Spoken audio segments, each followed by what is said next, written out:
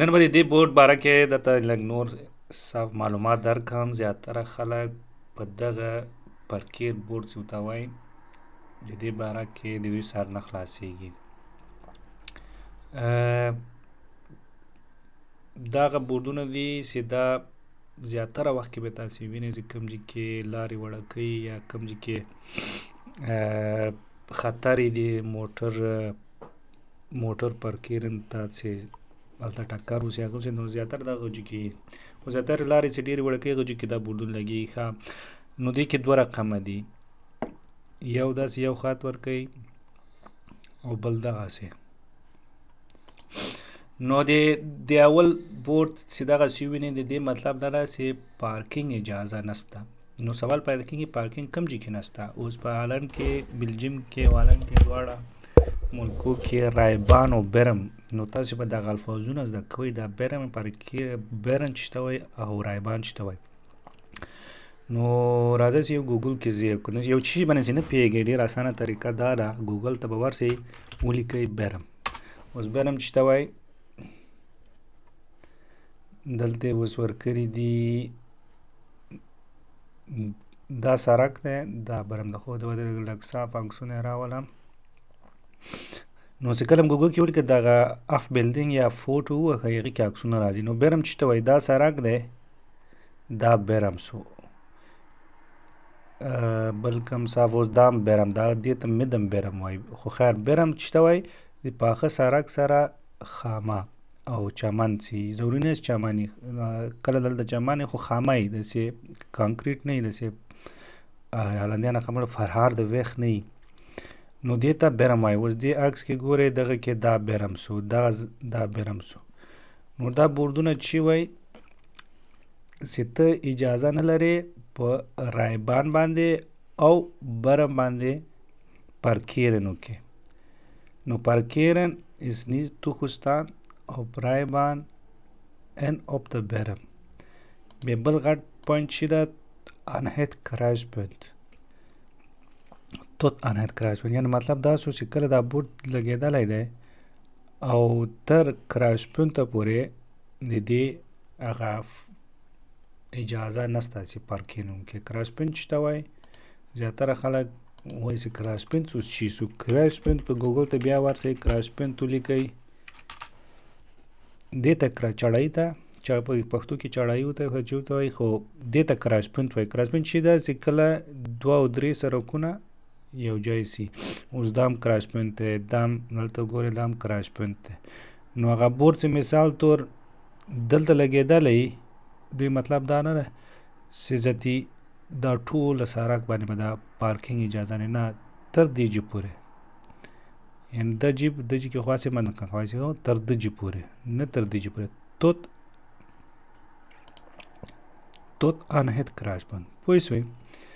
نو د دې بورډ مطلب دا شو چې تاسې اجازه نه لرئ چې پارکینګ وکړئ او په رایبان باندې، سړک باندې ان برم باندې او خامه باندې. بیا دا بورډ چې راغه د دې مطلب دا ده چې پارکینګ هم اجازه نه لري او سټیلستان هم نه لري. او دا ممزلف مطلب دا دی چې سټیلستان نو دلته لیکلي آن د کانت وار د بورډ. او بل یو غټه خبره دا چې د سړک مثال طور د دې مثال کې درته وښیم که دا بورډ دلته لګېدلی دلته، نو دا د دې خوا باندې دی، دا فربوټ چې دی دا یعنې د منع کول چې دي ته نه د دې خوا ته دی، د بلې خوا ته یې کوی سي، هم دې خوا ته لګېدلی نو دې خوا کې نه کوی سي، یعنې کومې خوا کې چې دا بورډ لګېدلی همغه خوا کې تاسې پارکینګ او سټیلستان نه کړ. او د دې مطلب هم دا شو نو دې باندې پارکینګ ان سټیلستان اجازه نه لري، دې باندې تنها پارکینګ. بیا دې کې دغسې وړکي سپین بورډونه لاندې لیکېږي. بیا د دې څه مطلب ده؟ د دې مطلب دا ده چې د دغه بورډ نه پاسته فوربای ورته وایي، دغه سر یې چې پاسې د مطلب د فوربای د بورډ، معنی د دې بورډ نه پاسته اجازه نشته، که لاندې د مطلب دا چې تر دې بورډه پورې اجازه نشته. بیا که داسې بیا دې مطلب دا چې فور ان فوربای، یعنې مخکې ان شاته اجازه نشته چې تاسې موټر پارکینګ کوئ او یا سټیلستان یې کوئ په رایبان باندې، یعنې رایبان چې ته وایي سړک ته وایي، برم چې ته وایي خامې ته وایي. په هغه باندې وکړئ. بیا دې کې دغه بورډونه بیا نور اضافه راغلي دي، دې ته بیوتلینګ پارکیرینګ وایي. بیوتلینګ مطلب چې سو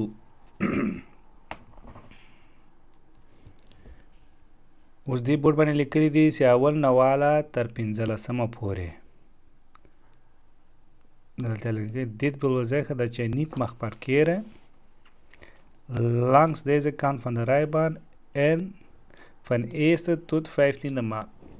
یعنی اول تاریخ نه واله تر 15 تاریخ پورې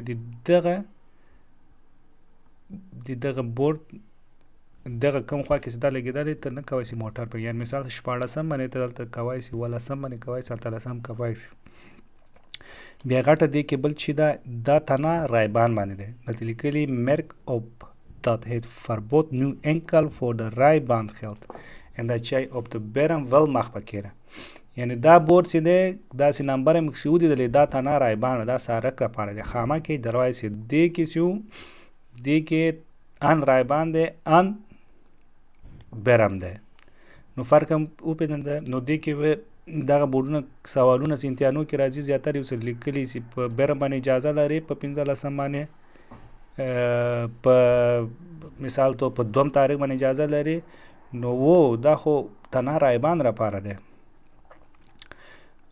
بیا دا 14 نه واله تر 13 پورې داسې کوم چې دا بورډ لګېدلی هغه چې کې ته اجازه نه لري چې موټر ودرې. اوس مثال ته په 18 راغلی ته به موټر د دغه بورډ خوا کې درې، او که ته په 14 باندې راغلی او 12 بجې دي ته کومې خوا کې درې؟ ته به دغه خوا کې درې. او مثال طور ته اوس 14 باندې راغلی 15 باندې راغلی 15 تاریخ ده او دلته لیکلي و تاسو رانه ورک شو. خو خیر دا بورډ چې بدلی هر وخت په 9 نه واله ته 8 بجو پورې 9 د ماښام نه ته ښیم 9 نه واله 8 بجو مابین کې به ته هغه کې. اوس مثال ته په 15 باندې راغلی او 9 بجې دي نو ته پوهېږي ښه 15 باندې دغه کې اجازه نشته، خو ته چې 9 بجې راغلی د ماښام نو ته پوهېږې سبا باندې د خوا کې اجازه نشته، نو ته دلته بیا اجازه لرې چې موټر ولې. نو دا ساعتونه ښه ځان سره یاد کړئ. دغه چې کې لیکلي خو دا ته ګوره laatste dag van periode tussen 7:30 en 8 uur 's avonds پوه شوې. نو تاسې به چې کله په یا د 11 تاریخ باندې تاسې راغلی او دا 9 بجې دي او ته پوهېږې چې ته د موټر سهار پورې درې، نو ته بیا د 11 باندې اوس دا خوا کې درې دې لپاره سبا یا اول تاریخ کېږي هسې د بلې خوا کې اجازه نشته، نو ته باید منجوري د خوا ته ودرې. بیا دې سره همدغه سپین بورډونه لاندې لیکي دا هم دا مطلب لري چې دې بورډ نه پاسته او د دې بورډ نه مخکې د دې بورډ نه مخکې انشاته دي. دغه مهم پوینټونه دي نو دا ځان سره صف کوئ. دا هر امتحان کې دې باره کې سوالونه راځي.